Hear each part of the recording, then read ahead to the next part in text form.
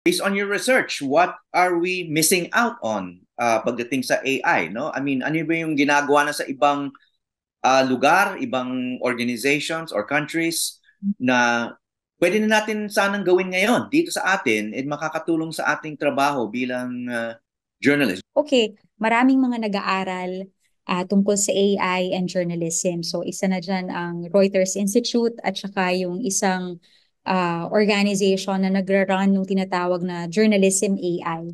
So they've been doing this for quite some time already. So obviously yung literature ay medyo mas nakatutok sa Global North or yung experience sa West.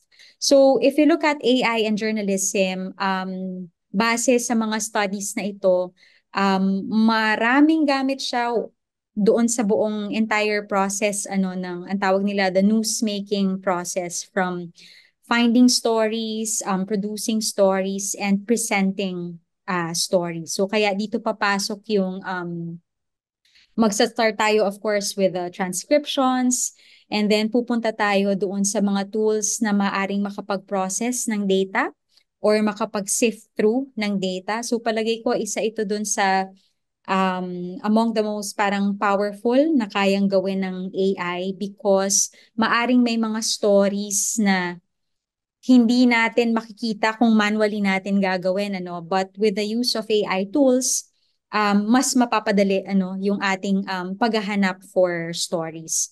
Maari rin siyang makatulong sa distribution or presentation of stories. Maaring ang pwedeng context niya ay, for example, for a lot of reporters, and especially maybe in the Global South where maliliit yung mga newsrooms natin, oftentimes, ang context pag Global South, multitasker yung mga journalists.